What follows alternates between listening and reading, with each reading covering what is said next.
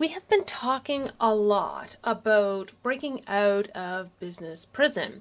You know, when we have built our business around ourselves, and then one day we look up and realize that we're kind of trapped inside our own business. And what are some concrete actions that you can take? So I've put together a list. They are not meant for everybody. Like some will work for you, some might not work for you. So it's one of those things that I encourage you to take a look at these ideas and see if any would work for you and apply some thought process to that. And so this is a little bit beyond your typical make a list of everything you do and then find other people to do the stuff you don't really like to do. That is a very valid strategy, particularly if you can find the right people who love doing the stuff that you don't love doing. It's a match made in heaven. However, there are some other things that you could think about as well. And number one, create a question diary. And that means every time someone comes to you and asks you a question on your team, make a note of it, write it down, and then write out the answer for that so that they can have access to it. And that is key too, is putting it in a place, all those answers where people recognize, hey, this is a resource, here it is, how to use it. Another one that's kind of interesting is on your website and maybe even on your phone queue, all those types of things. List your employees alphabetically as opposed to by title, so that people may not necessarily always choose to go to you if you are the leader of the organization, or the CEO, to resolve a problem.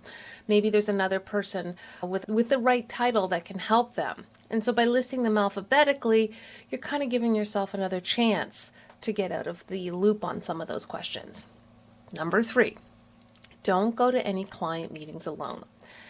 As you want to start to move yourself out of day-to-day client work, should start thinking about, well, how do I pass on trust, make sure that clients are aware of the capabilities of people on your team, and see how you trust them and get to know them. So there's that, understanding, and they know them. So there's that bridge of having to see someone or talk to someone they have never met before is erased. 4, pretend you're going on paternity leave and do some testing. So if you are going to go on a parental leave, whether that's maternity or paternity, you would build out a list of here's what I do, here's how I do it, and it allows you to kind of train people in behind you.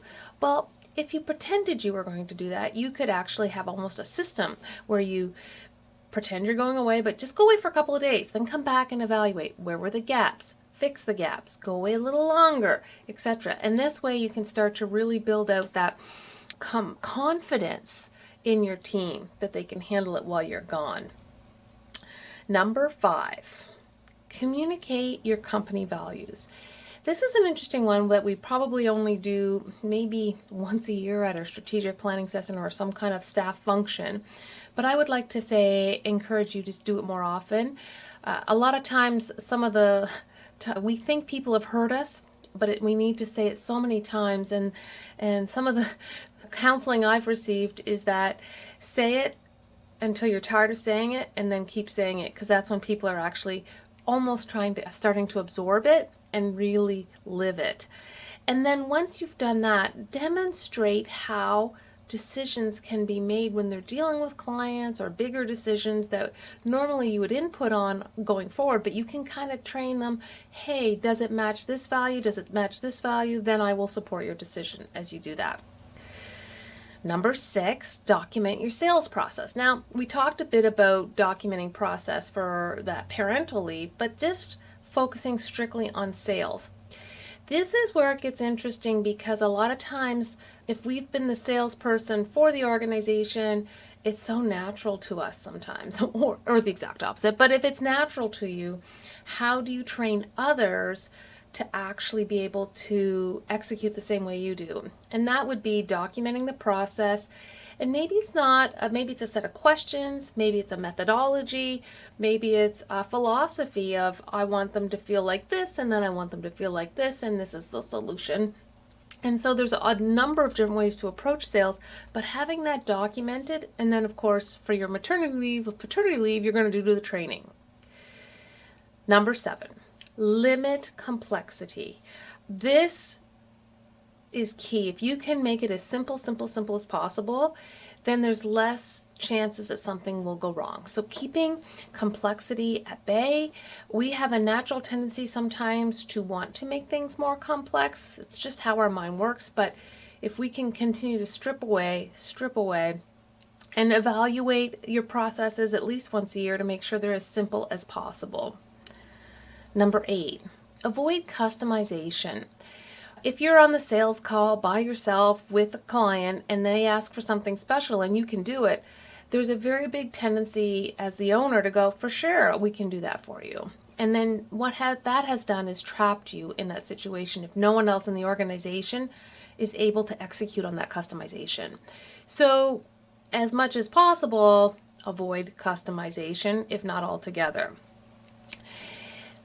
Number 9 is design marketing funnels. Now, if you have a process, a solution, a service, a product that is amenable to marketing funnels, where you can automate and pull prospects into the top of funnel and have a system and process that's automated to get them down into the client zone, that would be wonderful. It's not for everybody, but it can be great technology, especially if employed smartly and designed specifically for how you do business with your clients. It can make a big difference. Number 10, we've heard this before as business owners, and of course we all resist it for the longest of times, is niche down. The more you can niche down, the clearer your messaging becomes, the clearer that your processes and the journey that your customer is on becomes the same, because it's the same type of client every time. Makes a huge difference. So selling less things to more clients through niching down can make a marvelous difference in the getting out of prison, your business prison. And finally, this one's hard, but it might be through the niching down and the marketing of the funnels and, simplification, is dropping those products and services that only you can deliver on. And of course, you're going to need a bigger team to actually be able to execute on that. So it's probably more of an advanced tactic to be able to get out of business prison, but it's an idea to consider. And so those are your top 11 ideas for breaking out of your business prison. And again, not all of them are applicable, but if you even chose one to try, my favorite one is to bring someone to all your meetings and transferring that credibility and trust to other people in your organization so that they can shine with the client as well as you do. And the real bottom line here today is it is possible to escape that business prison you've built, and you just have to figure out the tactics.